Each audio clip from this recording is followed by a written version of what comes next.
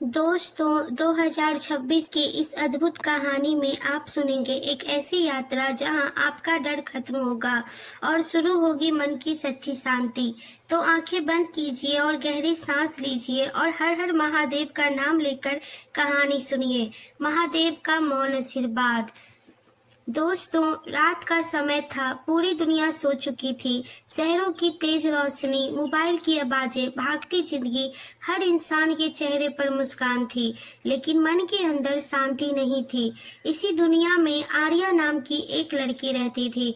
उसके पास सब कुछ था, अच्छा घर, नौकरी, दोस्त, फिर भी रात होते ही उसका मन घबराने लगता। उसे नींद नहीं आती थी।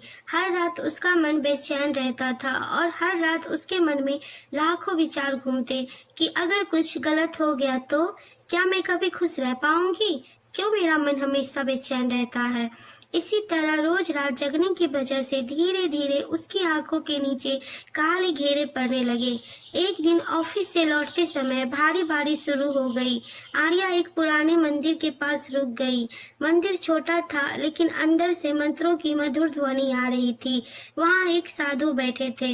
उनकी आंखों में अद्भुत शांति थी। साधु ने बिना पूछे कहा, बेटी, तुम्हारा मन थक चुका है। आर्या चौंक कर बोली, आपको कैसे पता बाबा? साधु मुस्कुराकर बोले, जिसकी आत्मा बेचैन होती है उसकी आंखें सब बता देती है। यह सुनकर आर्या की आंखों में आंसू आ गए और रोते हुए आर्या ने कहा, मुझे शांति चाहिए बाबा, बस एक रात की गहरी नींद और थोड़ी सी सुकून। साधु ने धीरे से कहा, तुम्हें उत्तर हिमालय के उस पुराने शिव मंदिर में मन की शांति मिलेगी, जहां आज भी महादेव का मौन जीवित है। यह सुनकर आर्या घर गई और वो पूरी रात शिव मंदिर के बारे में सोचने लगी।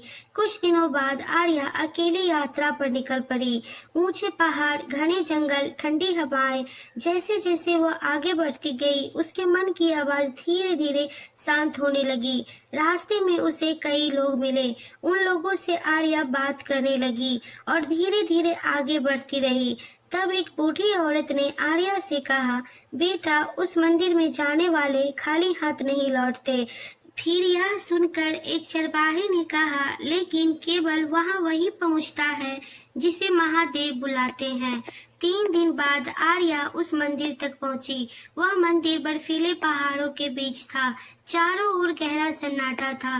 मंदिर के अंदर केवल एक शिवलिंग था और उसके नाम से जलता हुआ दीपक था।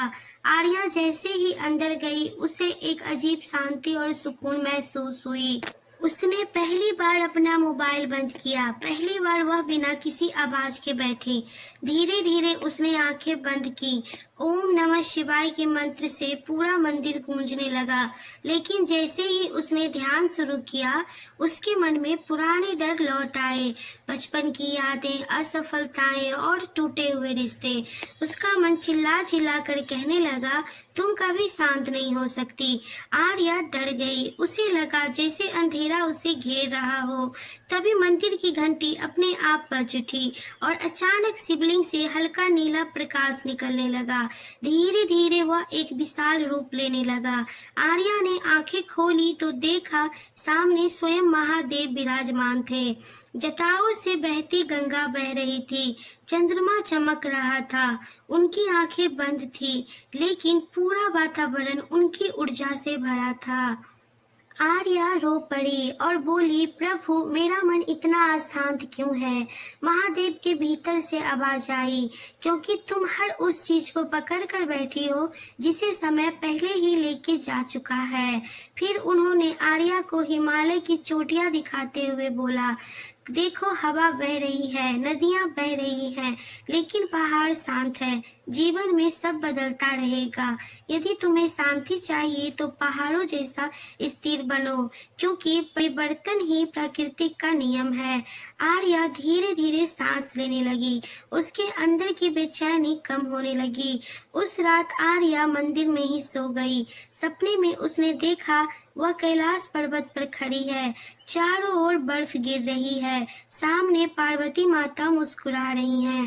पार्वती माता ने आर्या के सिर पर हाथ रखी और बोली, जिस मन में विश्वास होता है वहाँ डर टिक नहीं पाता।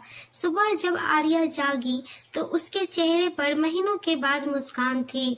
उसे एहसास हुआ कि शांति बाहर नहीं, मन के भीतर होती है। उसने मंदिर से जाते समय आखिरी बार शिवलिंग को प्रणाम किया।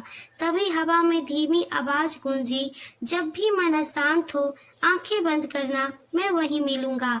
अब आर्या रोज रात सोने से पहले बोलती, ओम नमः शिवाय, मेरे मन को शांत करें, मेरे डर को दूर करें, मुझे गहरी और सुखद नींद हो। हर हर महादेव। दोस्तों, उम्मीद है यह कहानी सुनकर आपका भी मन शांत हो गया होगा, अंदर की बेचैनी खत्म हो गई होगी। मेरी यही कामना है कि आपकी नींद गहरी और सुखद हो। अगर यह सुनकर आपका मन थोड़ा भी शांत हुआ हो तो लाइक, शेयर, सब्सक्राइब जरूर करें। धन्यवाद।